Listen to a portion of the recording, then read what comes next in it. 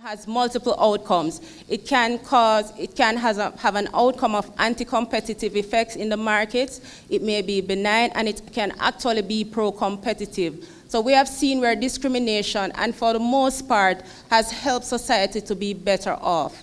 The other thing we note is that consumer demand drives market forces. So what market forces will do, it will punish internet service providers if they try to throttle or they try to block those content that consumers want.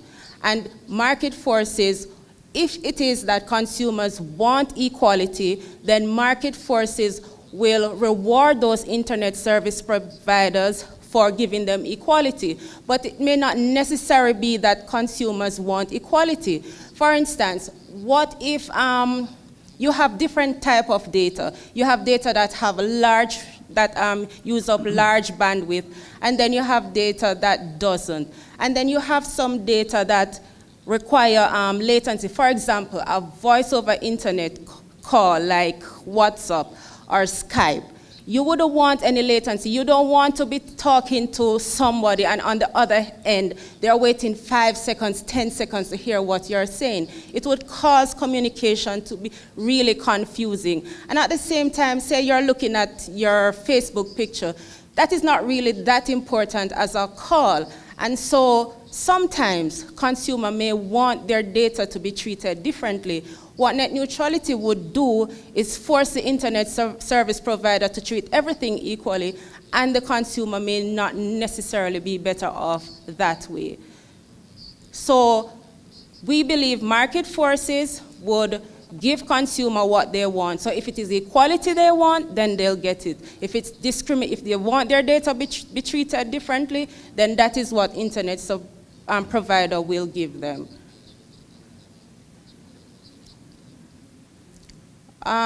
What we think about net neutrality is that it condemns internet service provider from giving consumer what they want if it is that they want discrimination. It blocks internet service provider from participating in conduct that would be beneficial to society. And also, price is one of the best signals for the efficient allocation of scarce resources. Right, not equality. So you want people to pay. When they pay, that's how they show you what they actually value. So allow the market to allow that to happen so that our scarce resources can be allocated efficiently. And so I close with this, that what the advocates for net neutrality, what they're doing, they're preempting antitrust, and they really underestimate how consumers will react to internet service provider strategies. We already know that we have laws in place to forbid any discriminatory practices that may harm the market, and so market forces, along with our existing laws, is likely to bring about the best outcome for consumers and not necessarily net neutrality. And so as you see my meme, where on the left, equality, each person was given the same box to stand on, yet you notice the consumers did not all get what they want. On the right, there was some discrimination. There are some persons who were given more boxes than some. However, the consumers, they all get what they want. They get to look at the game. So therefore, equality does not necessarily mean that consumers will get what they really want. Thank you.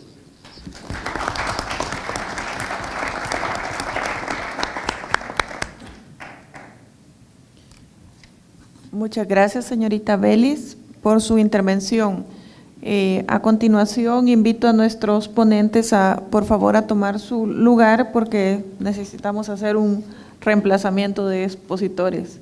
Al finalizar, vamos a tener un espacio de preguntas y ustedes las podrán responder independientemente de que estén sentados en el público.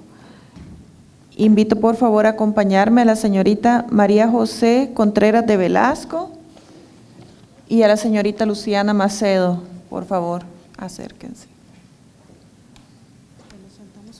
Sí, como quieran.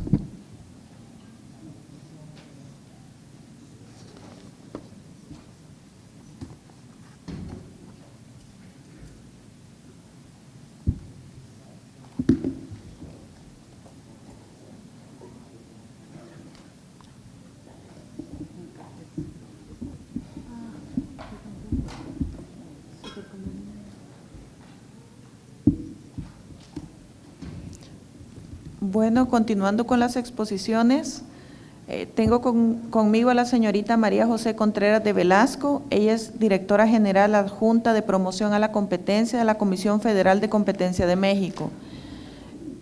La señorita Contreras es licenciada en Economía, egresada de la Facultad de Economía de la Universidad Autónoma de Puebla, con maestría en Política Económica y Política Pública por la London School of Economics and Political Science. Actualmente se desempeña como directora general adjunta de promoción a la competencia en la Comisión Federal de Competencia Económica COFESE. Es profesora de la asignatura de Organización Industrial en la Universidad Iberoamericana, donde ha impartido también las materias de Economía Institucional y de la Regulación y Macroeconomía. Previamente se desempeñó como coordinadora de la Red Mexicana de Competencia y Regulación y ha trabajado como consultora para el Banco Interamericano de Desarrollo BID, la Red Interamericana de Compras Gubernamentales RICG y The Center for Economic Performance en LSE. Gracias, buenas tardes. Bueno, pues yo les quiero platicar de algo que también ya se ha mencionado esta mañana y ya la ventaja de que te toque en la tarde es que ya muchos temas se tocaron y es pues el hint o la preocupación de tener que regular algunos de estos mercados que han ido mencionándose durante el día y el reto de hacerlo de manera que no se limite la competencia. Y el caso en específico del que quiero hablar es de la regulación del sector fintech en México. ¿Y por qué este sector? Pues porque es un sector que se está discutiendo mientras estamos nosotros aquí, la iniciativa de ley, porque se ha venido platicando en los últimos meses, pero también porque creo que es un sector ilustrativo en el sentido de que pues puede tocar su buen o mal funcionamiento, puede tocar y afectar la competencia en muchos mercados, pero además tiene características que podrían ser extrapolables a otros mercados o a otros sectores. Entonces, con mucho miedo de fallar en cómo cambiarle, listo. Bueno, primero les quiero dar un panorama de cómo está el sector financiero en México y estas son algunas gráficas de un estudio que publicó la Comisión en 2014. Es un informe de más de 400 páginas sobre la situación del sector financiero en el país, pero algunas de las conclusiones que sirven para el punto que quiero hacer es, bueno, primero que el financiamiento como proporción del PIB en el país, en México, si bien ha venido creciendo en los últimos años, es todavía bajo en comparación con otros países y otras economías similares a la nuestra. Podemos ver aquí, bueno, no sé si lo pueden ver, pero los diferentes destinos del financiamiento y vemos que en realidad se han mantenido bastante constantes en los últimos años.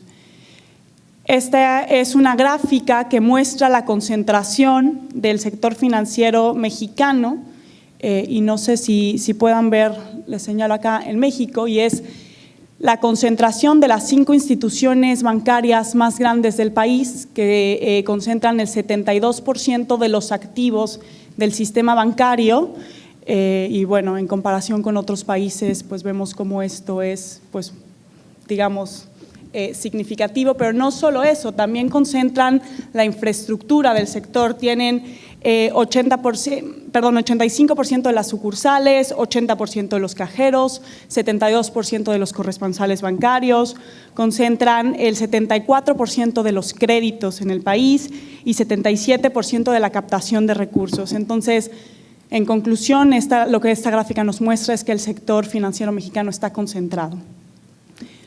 Y esta tabla, que ustedes no creo que puedan ver, pero básicamente la idea es una comparación de la rentabilidad de los bancos en 2012 con diferentes países. México está más o menos a la mitad de la tabla.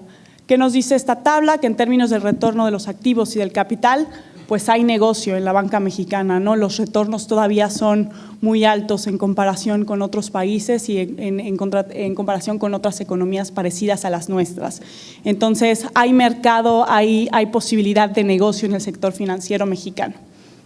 Y bueno, además hay una gran oportunidad por el lado de la demanda, no será esto extraño para muchos de ustedes, pero y seguramente pasa también en algunos de los países de los representantes que están aquí, pero el sector, la demanda mexicana está poco bancarizada y todavía mucha oportunidad para inclusión financiera en términos de negocios, en términos de consumo privado.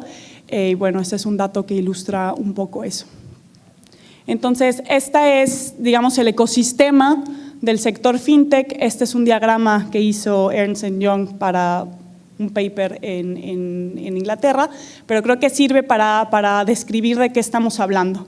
Entonces, básicamente el sector fintech se conforma de diferentes actores y de diferentes temas. En lo que yo me quiero centrar es en el tema de policy. Pero como ya les explicaba un poco, por el lado de la demanda hay oportunidad en el mercado mexicano para desarrollar mercados y productos y servicios en este mercado, en estos sectores. El tema del talento, que también se ha tocado un poco ya esta mañana, pero en términos de capacitación, de acceso a internet, etcétera. Y el lado del capital, ¿no? ¿Qué tanto están interesados inversionistas de otros países, fondos de inversión, en participar o en fondear estas iniciativas de nuevos productos y de nuevas plataformas? Y ahorita les voy a mostrar unas gráficas que pues enseñan que sí hay interés por ese lado. Y la parte de la política, ¿no? Que básicamente, bueno, del policy, no de la política, sino del policy, que son pues básicamente primero las políticas de impuestos a estas industrias, pero sobre todo la forma en la que están reguladas o en las que se van a regular estos mercados, porque eso va a determinar mucho de cómo avanzan hacia el futuro.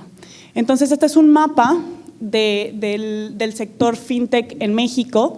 Cada una de esas imágenes que se ven muy chiquitas son logos de empresas y cada uno de esos círculos son diferentes mercados en los que participan las empresas de fintech. Entonces está a escala y los principales mercados que se han atendido en México el más grande es el mercado de pagos y el de remesas, por obvias razones. También el de préstamos, que bueno, viendo la gráfica del principio pues no resulta sorprendente. También el mercado de management de las empresas pequeñas, el crowdfunding también ha crecido mucho y las plataformas que sirven, que en realidad el servicio que prestan es de comparación. Entonces, en México, de acuerdo a una consultora, hay ahora más de 180 empresas de fintech. En realidad es un sector que ha crecido impresionantemente en los últimos años. Y esta es la misma gráfica, nada más de acuerdo al número de personas. La forma de comparar qué porcentaje del mercado se llevan, más bien es por el número de empresas, ¿no? Porque en realidad son mercados diferentes que sería difícil comparar, pero técnicamente ahí pueden ver más o menos cuáles son los mercados o los segmentos más importantes para México. Este es el crecimiento por segmento de las empresas. Vemos que el de seguros, por ejemplo, aunque no es tan grande, ha crecido mucho. El de préstamos también ha crecido mucho. Y los mercados de transacción. Esta es, bueno, el origen está todavía muy centralizado en la Ciudad de México. Todavía son empresas que operan únicamente en el país. Son empresas jóvenes que están empezando, tienen pocos años. Y esta gráfica lo que muestra es a qué sector atienden. Entonces, toda esta parte del PAI es demanda que estaba desatendida por la banca tradicional. Son consumidores que no habían encontrado cabida en la banca tradicional y que estas plataformas están pudiendo atender.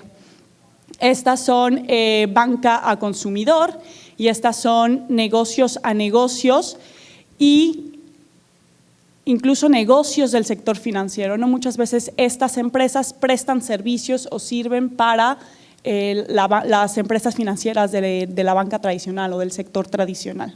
Más o menos ese es el target de los consumidores. ¿A qué se dedican? Pues estas son plataformas, estos analizan Big Data, estas tienen aplicaciones móviles y bueno, en términos de lo que les decía, de qué tanto hay capital dispuesto o disponible para esto, pues 62% de estas empresas ya han levantado capitales importantes. Bueno, y finalmente son empresas jóvenes, como ya les adelantaba, y empresas chicas, pero que a pesar de tener pocos años y pocos empleados, tienen gran alcance y pueden generar cambios importantes en los mercados. En México tenemos ya varios meses discutiendo un proyecto de lo que llamamos Ley FinTech, que está impulsada por la Secretaría de Economía, por la Secretaría de Hacienda principalmente, pero también por la Comisión Nacional Bancaria y el Banco de México. Y bueno, ¿cuáles son las motivaciones de la regulación? Y creo que en este sentido todo el mundo está de acuerdo en que se requiere una regulación. Y esta es la motivación tomada tal cual del proyecto de ley, que es contribuir a la inclusión financiera, aumentar la calidad y promover la innovación y la creación de nuevos productos y servicios, pero seguir permitiendo la innovación. Y ahí es donde está el reto de hacer una regulación pro competencia. Contribuir a que se continúen reduciendo los costos de producción y prestación de los servicios, otorgar certeza jurídica a los inversionistas, y aquí, por ejemplo, las empresas del sector están muy interesadas en que esta ley finalmente termine de aprobarse para que ellos también puedan darle certeza a quienes los fondean. Proteger al consumidor, obviamente hay un tema de protección del consumidor muy importante en este sentido, protección al ahorro. Asegurar la estabilidad del sistema financiero, y un tema especialmente importante es prevenir el fraude, pero también el lavado de dinero. Entonces, ¿cuáles son los elementos que hasta el momento considera la regulación?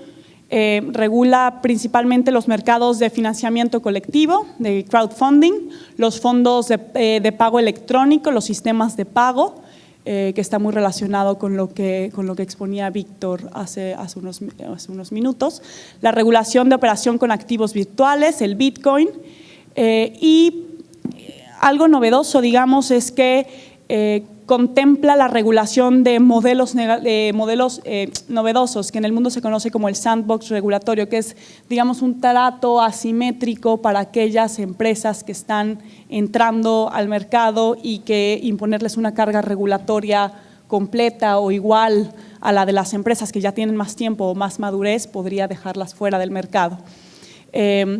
Los procedimientos de autorización, los procedimientos de sanción y multa, qué información y cómo tienen que publicar estas empresas para los usuarios, y la asociación gremial entre ellos, que esto es un tema importante desde el punto de vista de competencia porque puede favorecer el intercambio de información con fines anticompetitivos. Entonces es también necesario checarlo desde ese lado. ¿Cuáles son los riesgos o los retos que podían surgir o qué podría salir mal de esta regulación? Y esta es mi lectura del proyecto de ley.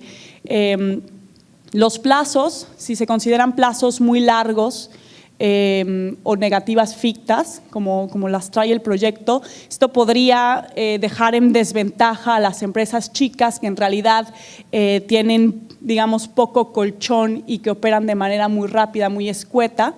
No es lo mismo que le impongas un término de 180 días hábiles a un banco que a una empresa de financiamiento chico para una autorización, para un nuevo servicio, por ejemplo. Puede ser la diferencia entre que le convenga o no.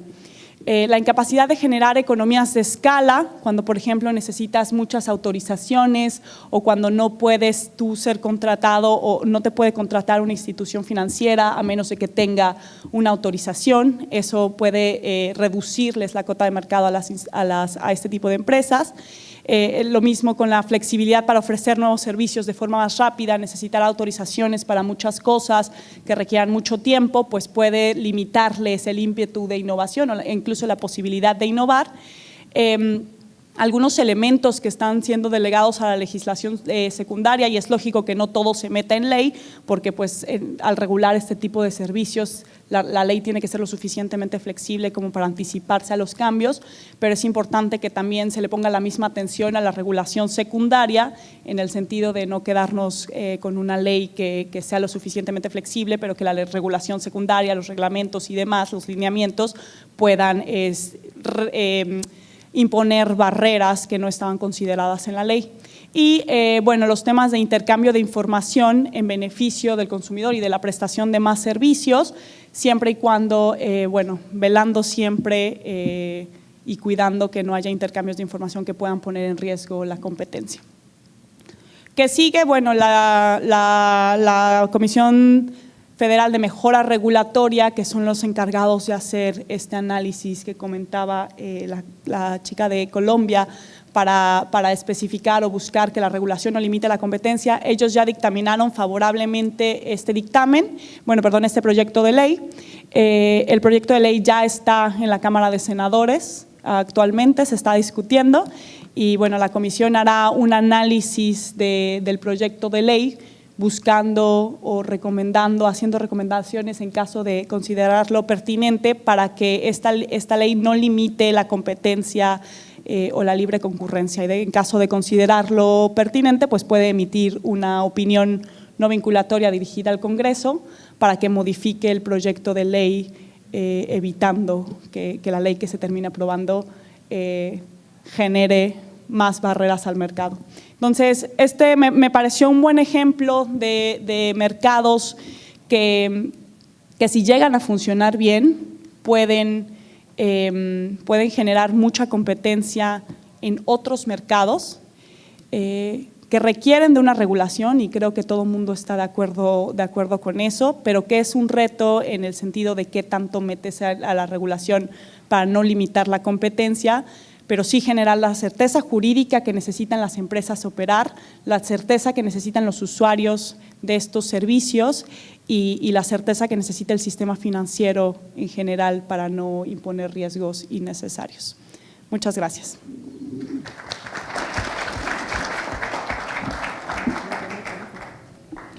Muchas gracias, María José, por su intervención. A continuación tenemos con nosotros a la señorita Luciana Macedo. Ella es comisionada de la Comisión de Promoción y Defensa de la Competencia de Uruguay. Ella es economista, graduada de la República de Uruguay y posee un máster en Regulación Económica y Competencia de la City University de Londres. Comisionada de la Comisión de Promoción y Defensa de la Competencia desde su creación en 2009. Durante los años 2013 y 2014 ejerció la presidencia de la comisión. Anteriormente, asesora en temas de regulación económica y competencia en la Agencia Reguladora de Energía y Agua y asesora en temas de regulación económica, siempre en el sector de agua, en la Dirección Nacional de Agua y Saneamiento. Adelante, Luciana. Muchas gracias, buenas tardes. Mi presentación en el día de hoy se va a basar en la economía colaborativa y cuál es el rol y el reto que tenemos las autoridades de competencia en ese sentido. Y les quiero contar un poco las acciones de la Comisión de Promoción de Defensa y Promoción de la Competencia de Uruguay, las acciones de abogacía de la competencia que, en un caso de economía colaborativa.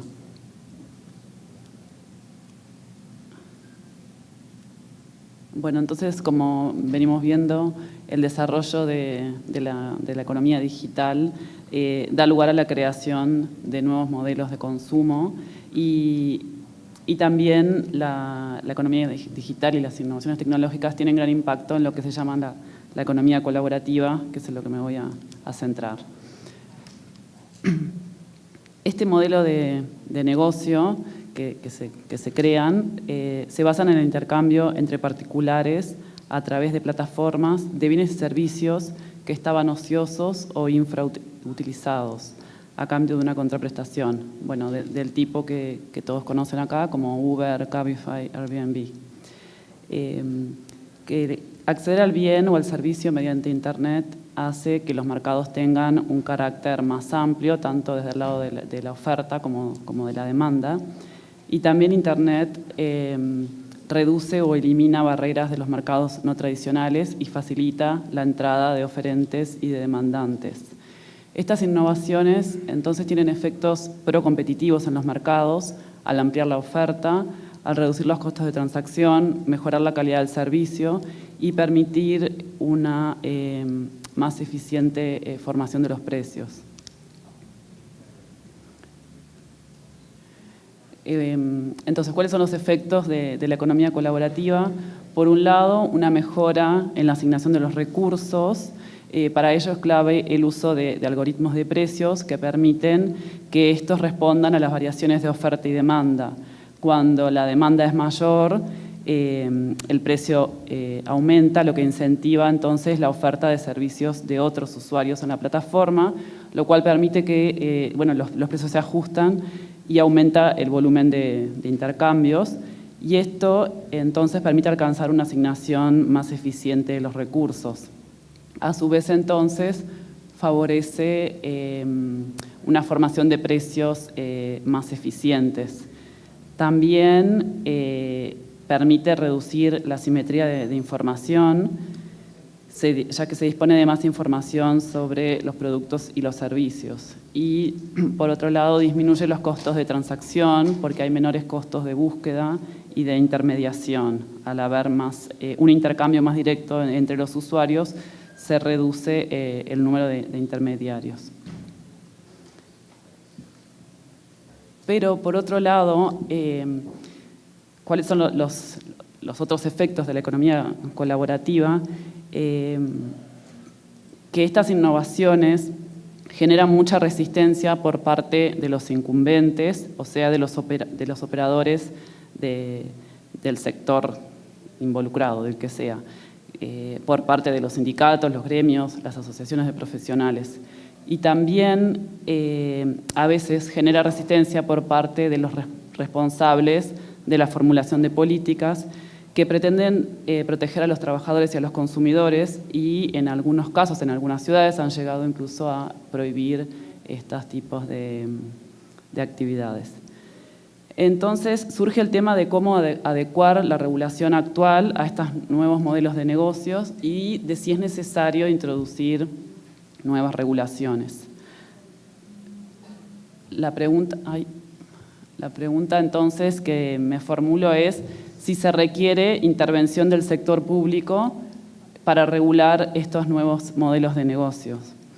Y, bueno, desde el punto de vista económico, la intervención del sector público en estos modelos de negocios se debería realizar aplicando los principios de regulación económica eficiente. ¿Esto qué quiere decir? Que la regulación solo estaría justificada si hay fallas de mercado, como poder de mercado o externalidades, o asimetría de información, o si fueran bienes públicos. ¿Cuál es entonces el desafío para los gobiernos?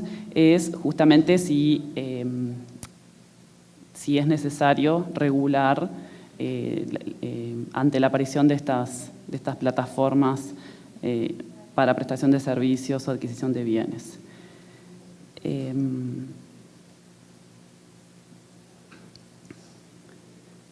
En este sentido, en lo que tiene que ver con el rol de las autoridades de competencia, las autoridades de competencia tenemos la oportunidad y el reto de que los mercados donde hay innovaciones disruptivas o tecnológicas, de que se mantengan competitivos y para que los consumidores puedan beneficiarse de las innovaciones. Las autoridades de competencia debemos asegurar que las leyes de competencia se sigan aplicando en estos mercados y esto implica estar alerta tanto a los incumbentes que pueden incurrir en conductas anticompetitivas para impedir la entrada de los nuevos agentes y en muchos casos presionando justamente para que se creen regulaciones para impedir la entrada de estos agentes y también estar alerta a los entrantes que podrían llegar a tener poder de mercado, posición dominante y abusar de la misma. Entonces, las autoridades de competencia pueden jugar un rol clave mediante la abogacía de la competencia. Y en ese sentido, introduzco ahora las acciones de la Comisión de Competencia de Uruguay. Nosotros, hemos aplicado los instrumentos de promoción de la competencia, en un caso de economía colaborativa, de acuerdo a las potestades que tenemos por ley. La ley, entonces, un artículo de la ley dispone que lo que podemos hacer es emitir recomendaciones que son no vinculantes, tanto al Poder Ejecutivo, al Poder Legislativo, al Poder Judicial, a los gobiernos departamentales, a los organismos públicos en general, sobre leyes, reglamentos, ya sea que estén vigentes o a estudio. El mercado objeto de estudio por parte de la Comisión fue el de transporte privado oneroso de personas. Esto fue cuando apareció Uber en Uruguay, en realidad en Montevideo fue donde empezó a actuar Uber en el año 2015. Bueno, el servicio de transporte de personas mediante taxis está fuertemente regulado en el país y está cerrado a la competencia. Está regulado por las distintas intendencias departamentales. Está limitado el ingreso de taxis a la cantidad de permisos o de licencias que otorguen justamente las intendencias. Y también hay una regulación de precios, hay tarifas máximas fijadas por el Ministerio de Economía y Finanzas.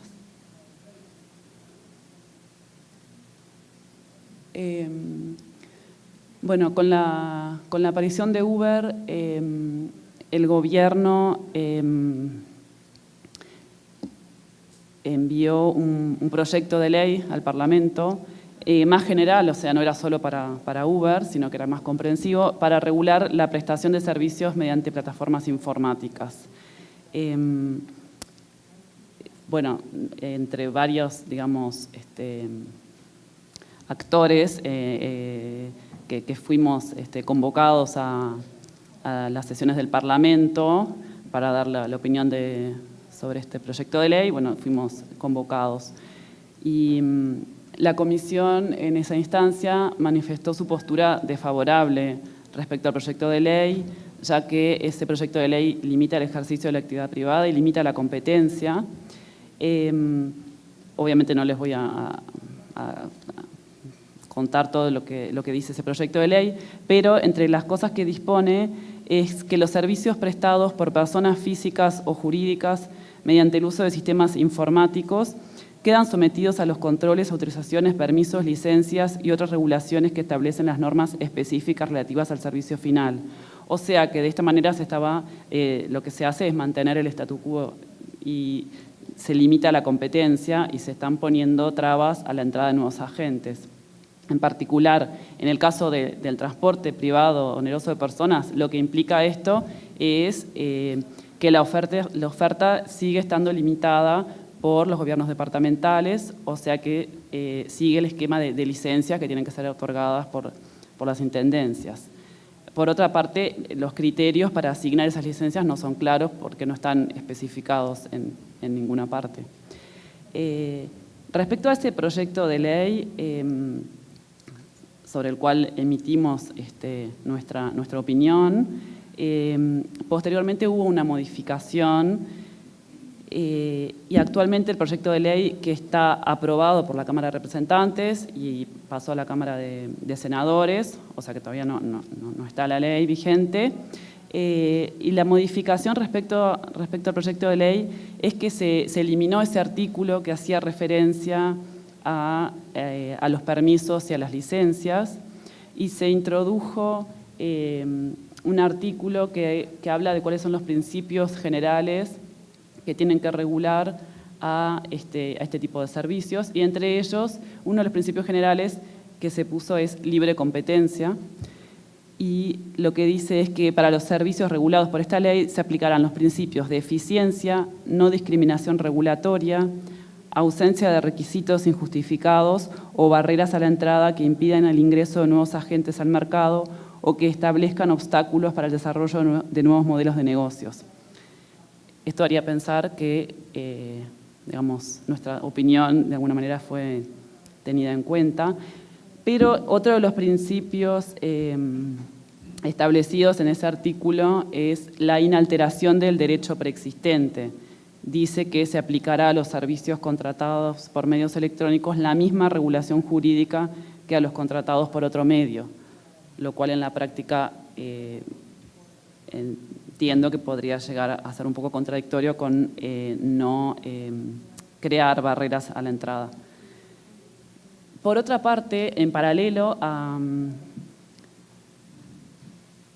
Bueno, esta era la anterior, que no sé si la había pasado. En paralelo a este proyecto de ley,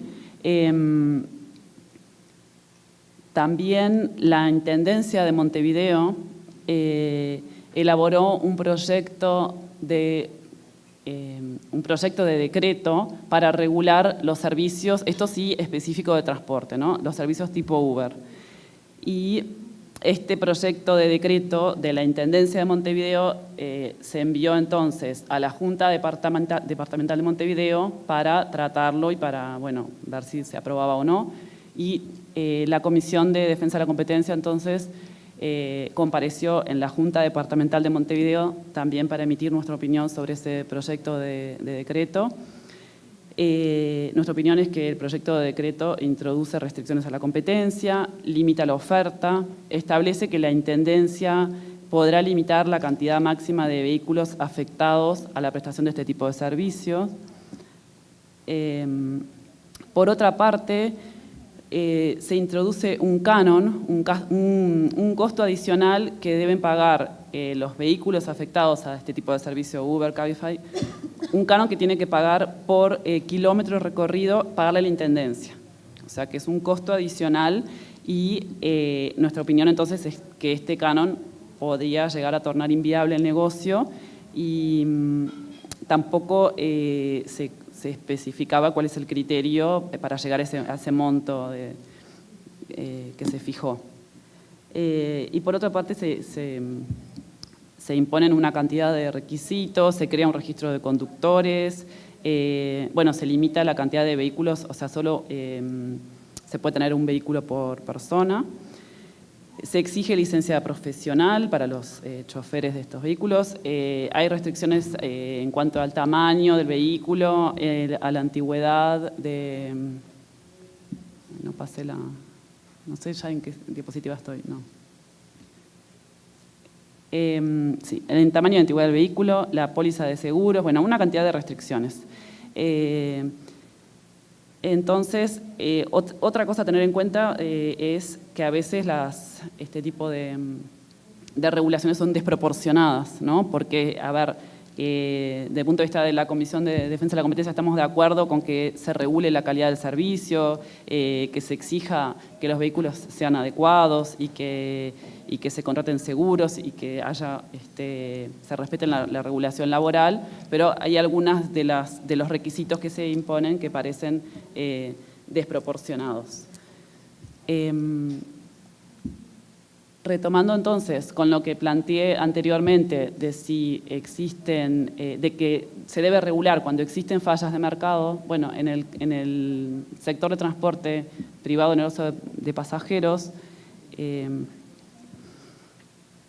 el tema de las fallas de mercado, podríamos pensar que puede haber externalidades negativas, problemas de congestión, de polución, pero estos problemas están asociados a los vehículos en general y no a este tipo de servicio tipo Uber o Cabify. Por el contrario, este tipo de aplicaciones podrían ayudar a mitigar este problema. Con respecto a la información asimétrica, bueno, era un poco lo que veíamos. Se pueden establecer criterios para regular, sí, la calidad y la seguridad, pero no deben ser desproporcionados. Con respecto a limitar la oferta, si hubiera un exceso de entrada en estos mercados, esto generaría una caída de la productividad media y de la rentabilidad de los taxis, pero esto sería un problema solo si hay altos costos fijos o si hay costos hundidos, que no sería el caso de la inversión en un vehículo que se podría asignar a otra actividad. Y bueno, y por último, si se liberaliza el número de taxis, no se necesitaría entonces una fijación del precio, sino que debería ir acompañado de una liberalización de los precios del servicio. Entonces, como conclusión, ¿cuáles son los retos y las oportunidades que se nos presentan? La irrupción de estos nuevos modelos de negocios debería ser una oportunidad para revisar el funcionamiento de varios mercados, para revisar la regulación de varios mercados y, por ejemplo, en concreto del que yo hablé, del transporte, evaluar si liberalizar el mercado de taxi. Las autoridades de competencia podemos tener entonces un rol importante que sería promover una evaluación de las regulaciones existentes desde el punto de vista de la competencia. Y también, por otra parte, las autoridades de competencia podemos hacer abogacía de la competencia para favorecer la misma en los mercados donde hay innovaciones disruptivas, buscando eliminar las barreras a la entrada y a la actividad en varios sectores. Y esto pienso que permitiría maximizar el potencial de la economía digital e impulsar la productividad, la innovación y el crecimiento. Gracias.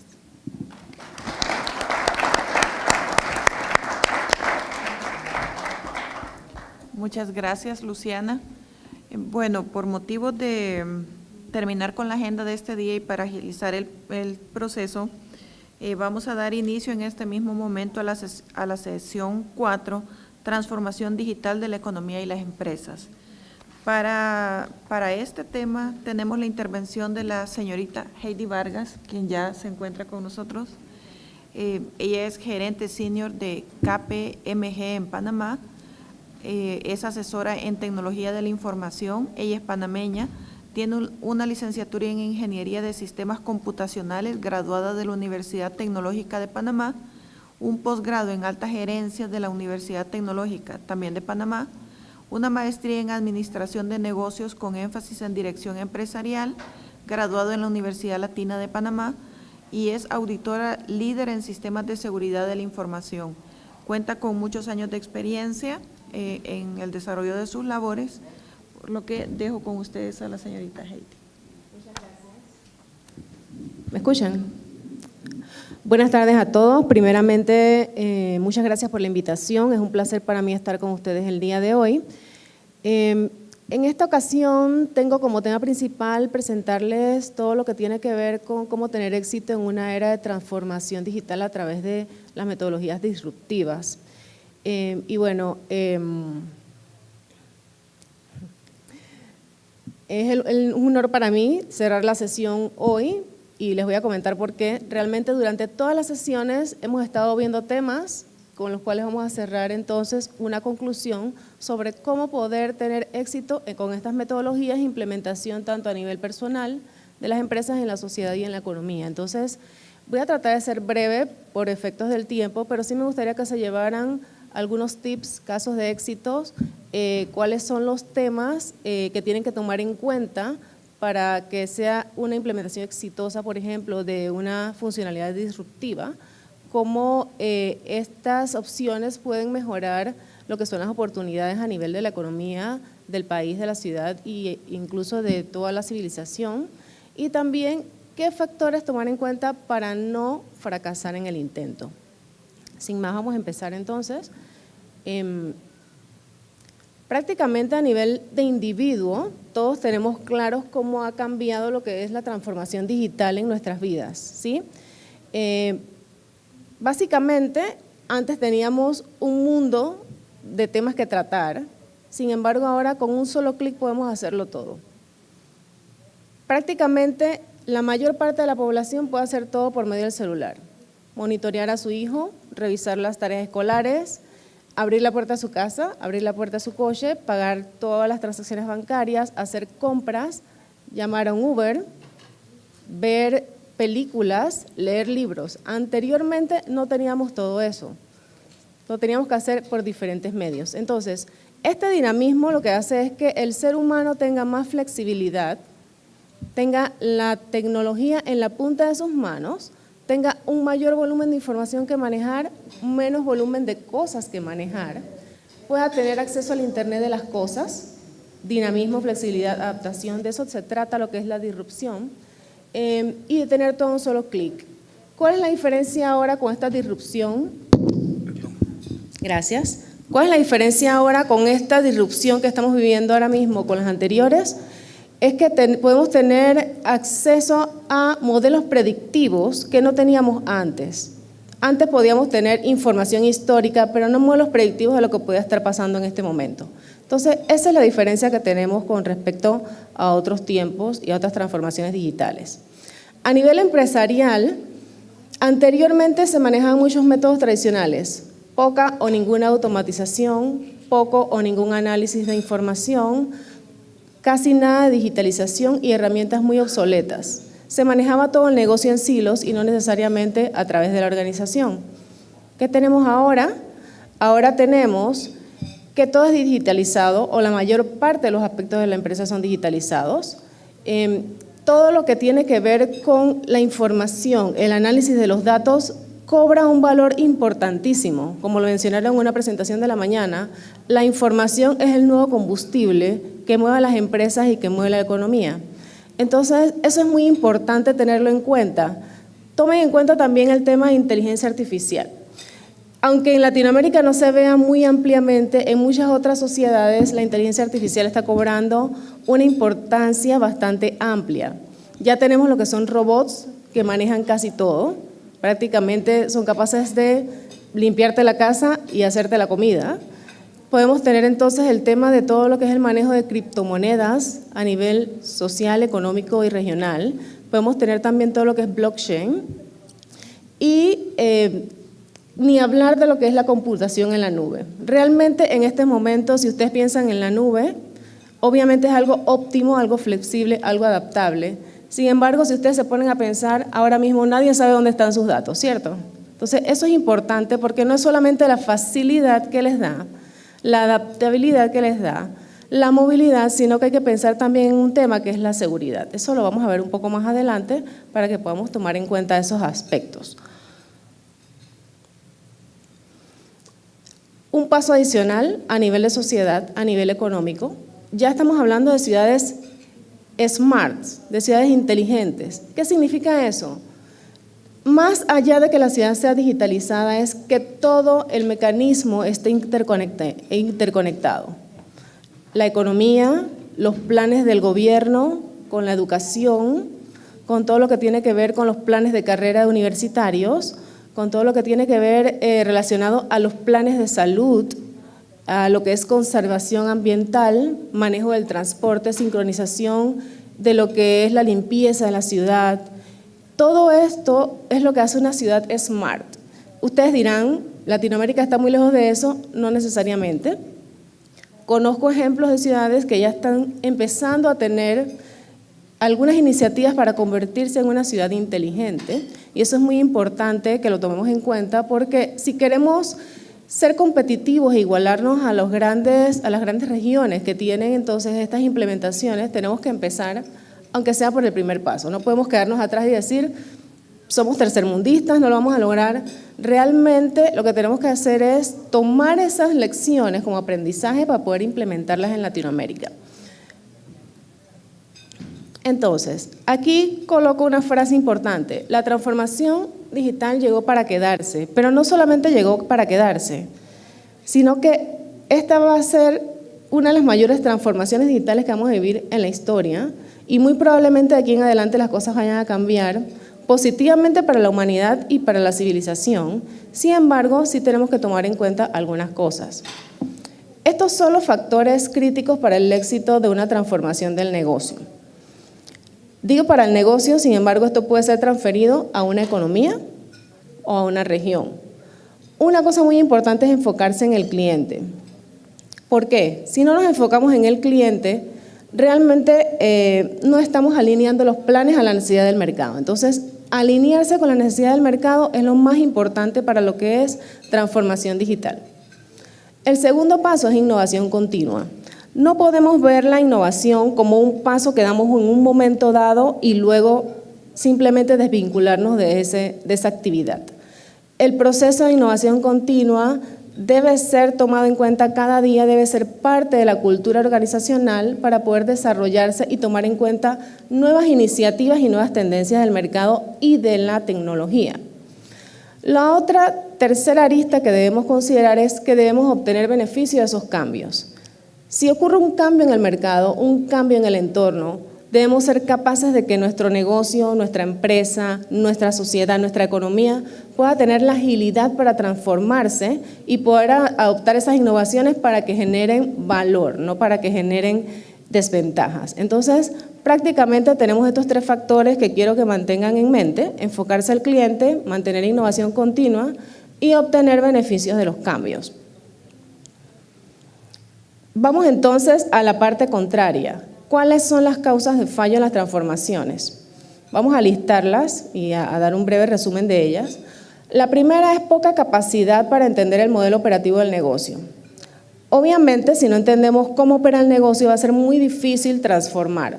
Entonces, esto es básico. Esto es como decir, la línea base es cómo opera mi negocio, después, a dónde quiero llegar.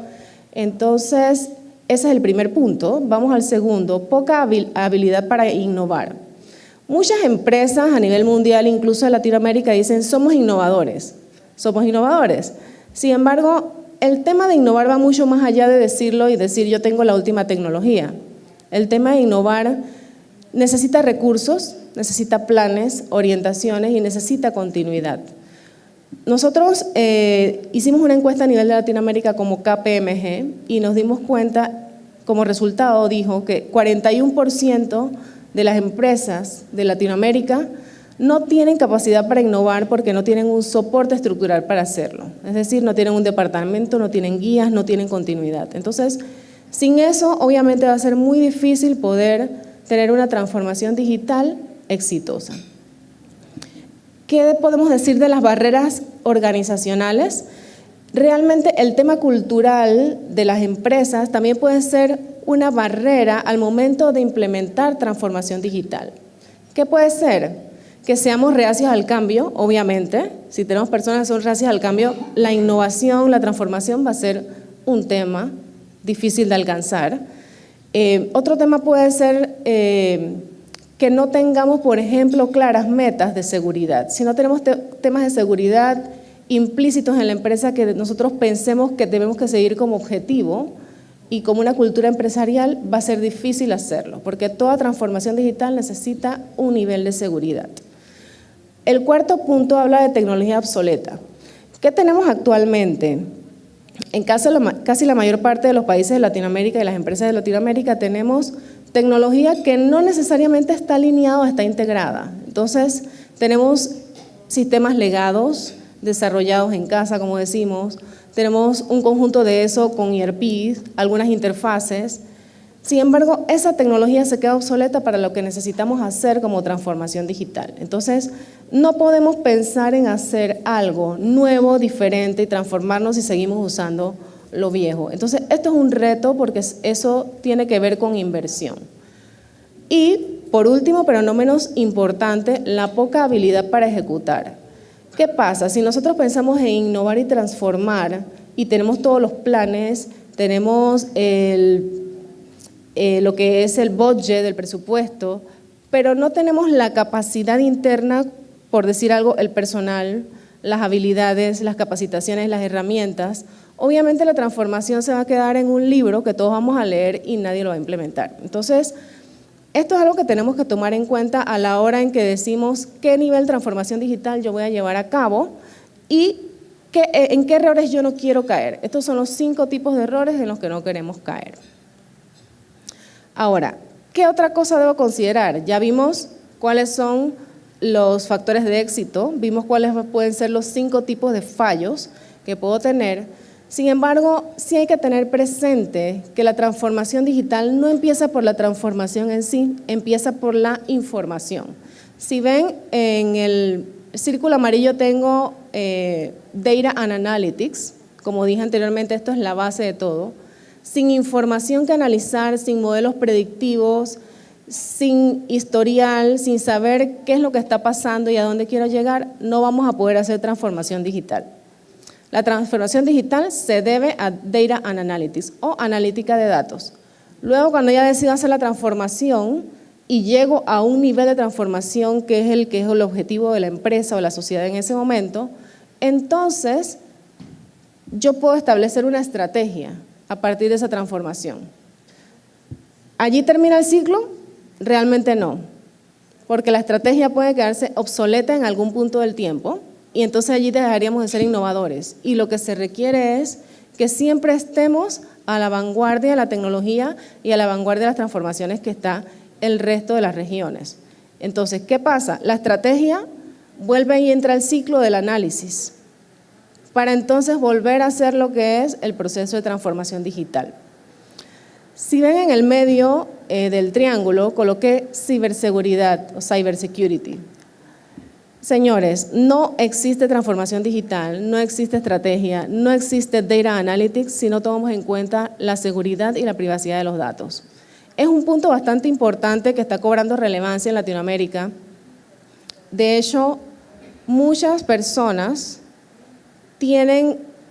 se sienten reacios acerca de dar información en las redes o colocar información pública porque no están seguros de qué tan relevante sería eso para las empresas que lo están utilizando y de cómo están utilizando esa información. Acá rápidamente les voy a listar unos riesgos relacionados a la privacidad de datos. Está el riesgo financiero, obviamente, puede ser objeto de fraude, el riesgo reputacional, que su información sea utilizada de mala manera y su reputación o la de la empresa quede en tela de dudas. El tema de perder la marca o la imagen también se ha convertido en algo relevante.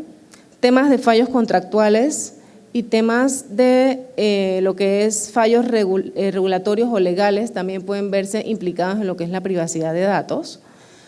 Más adelante les quiero compartir unas estadísticas que tuvimos como consecuencia de una encuesta que aplicamos en toda Latinoamérica, en donde se demuestra claramente que el usuario de la tecnología latinoamericano no se siente cómodo con los niveles de seguridad.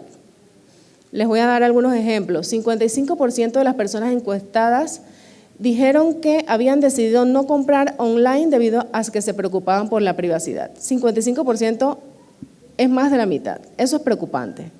Si seguimos con ese 55%, obviamente el tema de la digitalización y transformación va a ser un fracaso en Latinoamérica.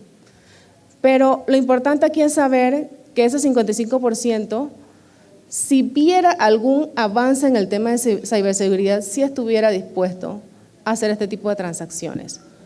Ok, hay otro dato que dice más de 2/3 de las personas encuestadas no se sienten cómodas con las aplicaciones de smartphones y tablets cuando usan sus datos personales. ¿A cuánto les ha pasado que instalan una aplicación y les dice, necesitamos tener acceso a tus fotos, tus contactos, etcétera? Y algunos han echado hacia atrás y dicho, no voy a instalarla. Seguramente aquí nos ha pasado a muchos. Entonces, no somos raros, 2/3 partes de la población está en esa situación y seguramente tenemos razón en estar así.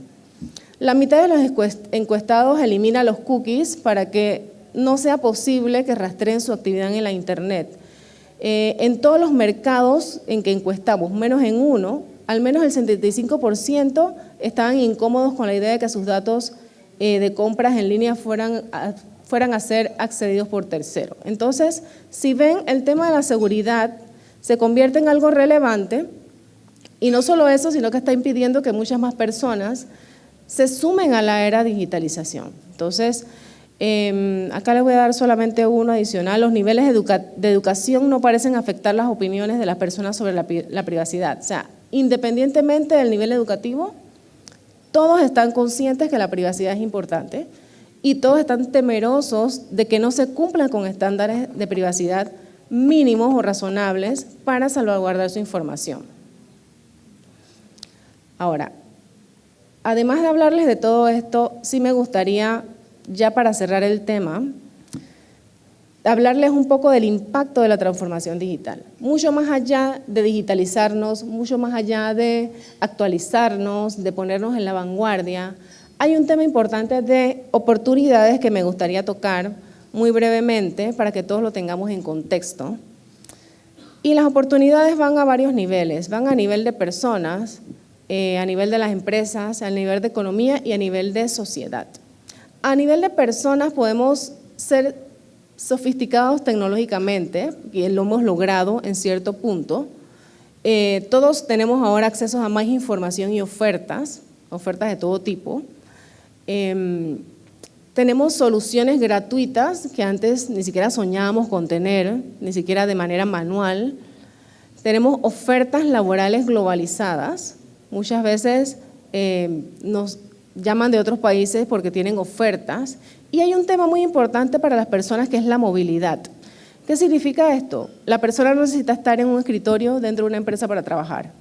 Eso prácticamente se está acabando Ese concepto está quedando en la obsolescencia poco a poco y en Latinoamérica también se está aplicando. Pero no solo eso, sino que ahora es muy fácil para una persona que alguien lo llame y decirle, necesito que estés en tal país, tal día para hacer tal cosa y simplemente tener facilidad de movilidad. Entonces, eso lo ha generado lo que es la era disruptiva de la digitalización. Y eso es muy importante que lo sepamos porque eso tiene que ver mucho con la globalización.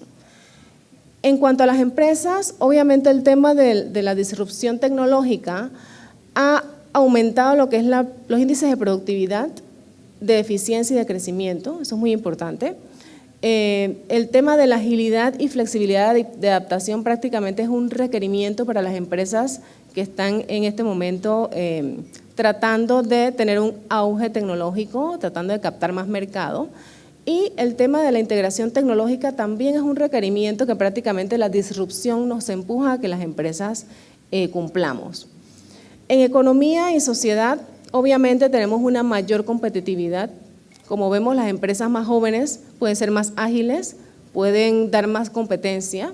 Tenemos un crecimiento también en cuanto a lo que son ofertas de trabajo a nivel social, ambientes colaborativos, sobre todo con el tema de las criptomonedas, y lo que son mejores soluciones de salud, educativas, de transporte, y, por qué no decirlo, una mejora integral de la calidad de vida de la ciudadanía. Entonces, es importante saber que la digitalización no es solamente tener la última tecnología, sino qué oportunidades me genera a mí a nivel de individuo, de empresa y de sociedad. Y ya para concluir, entonces, tenemos la era Smart. Somos ahora Smart People, tenemos Smart Houses con el Internet de las Cosas, tenemos Smart Business, porque ya hay robots que hacen trabajos mecánicos en las empresas, tenemos Smart Cities. Puede ser que en varias ciudades, que aunque no sean en nuestras regiones, muchos transportes ni siquiera llevan ningún conductor a bordo, sino que se manejen de una manera smart. Y por qué no, pensamos un poco en grande, tener un smart world en algún momento en donde podamos tener una administración eficiente de los recursos, crear energía limpia y tener una civilización mucho más avanzada que sea el siguiente paso del ser humano y de la humanidad. Hasta aquí mi presentación, muchas gracias por su atención.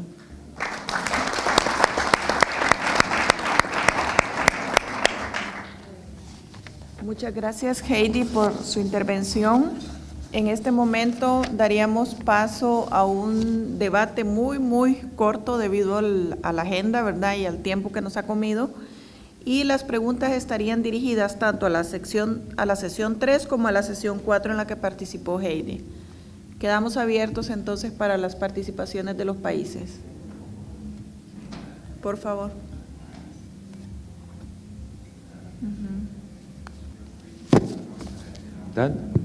Y prometo no tardar más de un minuto.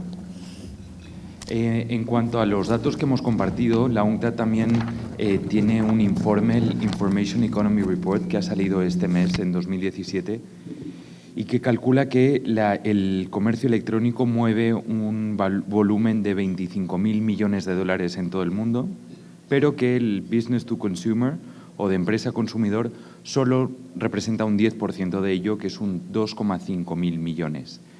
Y de ello, el comercio transfronterizo es de solo 189 billones de dólares.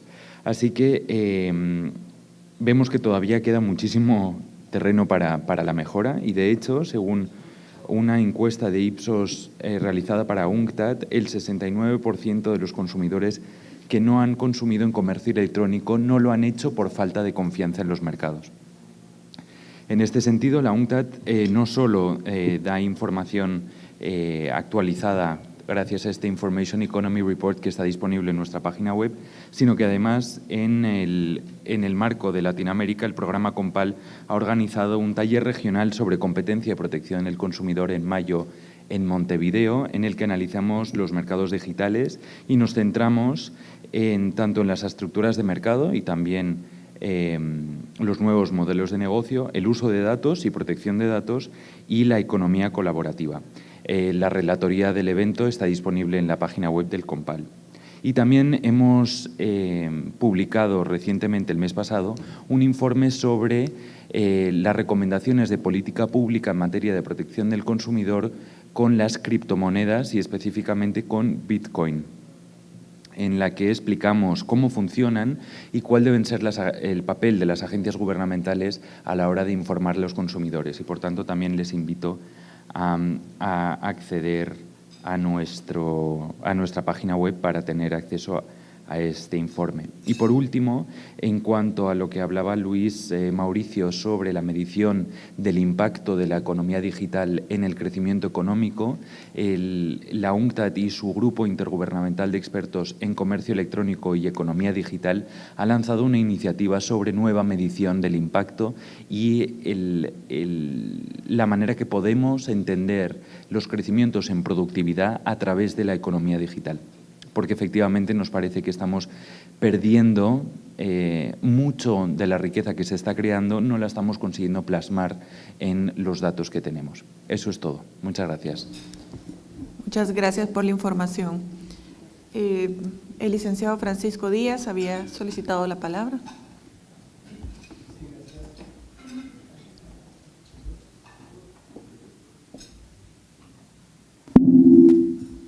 Gracias. Yo realmente lamento que tengamos poco tiempo para esta tarde, porque realmente es de una riqueza extraordinaria el conjunto de informaciones que se han traído a cuenta. Me voy a referir solo a dos intervenciones, sin hacer mayores comentarios por esa misma razón, pero antes de eso quiero decir que en el conjunto de la tarde me quedo con la impresión de que pareciera que la economía colaborativa viene a solucionar el problema del mercado imperfecto. O sea, me da la impresión que eso queda volando, como si la economía colaborativa va a resolver casi por sí solo los problemas de mercado. Yo tengo mis dudas a ese respecto. Pero refiriéndome específicamente a algo, a mí me llamó muchísimo la atención la intervención de, ay Dios mío, memoria, de Paola, y en particular la forma como ella le dio relevancia, la importancia a los datos y al manejo de los datos. Ese es un tema que, por lo menos en la Super del Salvador, hemos descuidado, no nos hemos aproximado a esa cuestión y, tal como ella lo plantea, tiene una relevancia muy, muy grande. De manera que entrarle al tema del derecho de respeto a la privacidad, etcétera, me parece que es un aporte verdaderamente importante. Y me voy a referir también a la última intervención, a la de Heidi. Yo creo, Heidi, que discutiendo podríamos llegar a conclusiones similares, pero a primera vista no las encuentro tan evidentes. Hay un planteamiento ahí sobre las ventajas de la era de los TICs, de la era de la informática, de la era electrónica. Y yo estoy absolutamente de acuerdo con que trae una inmensa cantidad de ventajas. También estoy de acuerdo en que la transformación digital llegó para quedarse y que, hasta al menos donde lo podemos concebir, es quizás la mayor revolución de la historia. Y como ella decía muy bien, es probable que estemos en el umbral del siguiente paso de evolución de la especie humana. No es ciencia ficción todo esto, pero yo quisiera que también viéramos los contrapesos de esto. Una maravilla de Smart Cities, Smart House, Smart Work, Smart todo. De hecho, ya actualmente en varios países europeos conduce al desempleo. Justamente la robotización de la producción mecánica ha producido una cantidad de gente parada. Y se espera que para el año 2020, tal vez un poquito más, tanto en Europa como en los Estados Unidos, la robotización ponga en la calle a la cantidad de empleos de oficina. Entonces eso nos plantea un problema de carácter pura y estrictamente económico. Ojalá. Porque el otro problema es cómo va a enfrentar la humanidad una sociedad ociosa, en una historia que ha estado basada fundamentalmente en dos cosas: familia y trabajo. Bueno o mal trabajo, explotado o bien pagado, son los dos ejes fundamentales. ¿Qué va a hacer la sociedad cuando tenga un 70% de personas que no tienen trabajo? La respuesta ya está siendo avanzada. Yo creo que, si no me equivoco, en Estrasburgo ya se está discutiendo, en las instancias de la Unión Europea, pero he leído también varios autores norteamericanos están planteando la renta básica universal. Mantener con una cantidad de dinero a la persona por el hecho de estar viva y habitando, para que tenga de qué comer y que pueda seguir comprando, porque ese es el otro problema. Si no tengo trabajo, no tengo recursos, no puedo comprar. Eso no me acuerdo quién se lo dijo a Henry Ford. Henry Ford en un momento dado amenazó a los sindicalistas de ponerlos en la calle. Y el líder sindical les dijo, bueno, ok, ponnos en la calle a todos. ¿Y quién te va a comprar tus carros? Entonces hay aquí un problema que no es solo de ver la maravilla de la tecnología desde ese punto de vista. Y desde el otro punto de vista, político, social, esto nos acerca mucho al Big Brother, si no es que ya estamos viviendo bajo el brazo del Big Brother. Y una posibilidad de control tan grande sobre la sociedad en su conjunto es peligrosamente cercana al totalitarismo. Entonces eso a mí me preocupa enormemente. Me ha hecho pensar, recordar la novela de un autor que no recuerdo su nombre, porque mi memoria no me ayuda para esos datos, pero que todos conocen, 1948. Me preocupa realmente llegar a una posibilidad de ese tipo. De manera que yo lo único que quisiera, por eso creo que conversando podríamos llegar a conclusiones comunes, quisiera llamar la atención sobre los peligros de todas estas maravillas de la época tecnológica, porque no quisiera que nos fuéramos solo con la idea de, bueno, aquí ya está la solución del futuro. Gracias. Sí, adelante.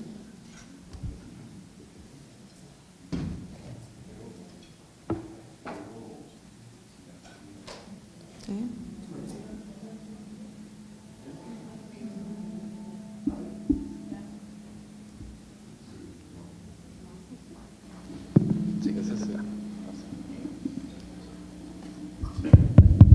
Aló. No, agradecer simplemente el espacio para comentar lo que estaba mencionando el representante de El Salvador. Yo no tengo esa visión tan pesimista, ¿no? Yo creo que uno puede ver el vaso medio lleno o medio vacío. Yo prefiero verlo medio lleno. Creo que el representante de Brasil fue bastante claro cuando mencionó el tema de los digital skills. Hay que básicamente adecuar un poco la capacidad del empleo para responder a esos desafíos de la economía digital. Claramente el empleo del futuro, con todo lo que viene de automatización, de robotización, implica obviamente unos retos importantes para los formuladores de política y sobre todo para los mercados laborales.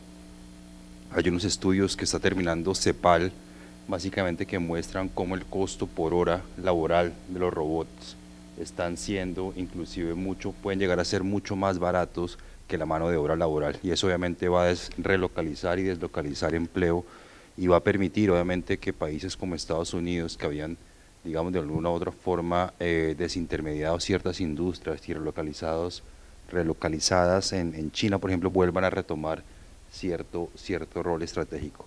Pero yo creo que el punto ahí es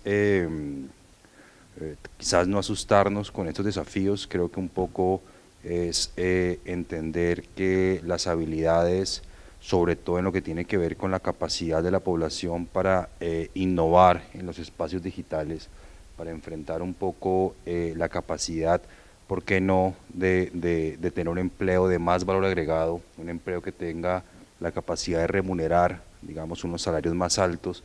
Eso implica, obviamente, se traducirá siempre en mayor productividad, mayor crecimiento. Simplemente mencionar ese tema. Gracias. Tengo espacio para la última intervención. Adelante. Yeah, thank you very much, Madam Chair. It's two things. Firstly, I would be very interested in the case in Chile regarding visa, because I know that there was, in fact, he is still going, current, from 2002 to 2003, the MasterCard Visa dominance case in the US, which also spill over in the EU, whether there were any similarities to draw from. It was a case of dominance and the excessive fees being charged to consumers from both the transatlantic side, the US and the EU, and whether the case in Chile was similar to that. The other point for us is, especially in the context of CARICOM, and the challenges that we face, especially in the member states, in implementing competition law and policy. We have a chapter in the revised Treaty of Chaguaramas, Chapter 8 of the revised treaty, that speaks to member states establishing their competition authorities and having legislation. We have some challenges, Jamaica, Barbados, and so on. They have already implemented, and that the other member states are struggling to have their competition authorities in place, cost being a factor, and many other challenges. I did not get a sense in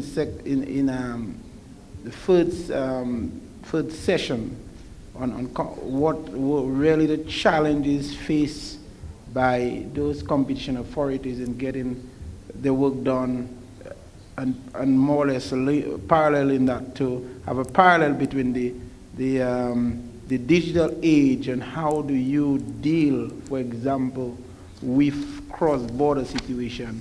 And I pointing back to Chile, whether they were able to collaborate with other agencies to get information, to pin down visa, and so on and so forth. That would be of real interest to us as well in the region, to see what synergy what we can learn, what synergies we can build with our colleagues in Latin America as we move forward to develop our competition authorities within the context of a CARICOM community, Caribbean community, within the context of CARICOM. Thank you. Bueno, no me queda más que agradecerle su presencia esta tarde y sus importantes aportaciones a la hora de las exposiciones. Sin duda, como dijo el licenciado Díaz, nos hemos quedado cortos en el tema de las discusiones, pero bueno, quedan los contactos y ahí cualquier consulta y cualquier ampliación pues la realizamos vía electrónica. Espero que pasen bien la noche, que disfruten su cena y nos vemos aquí mañana a las 9 de la mañana.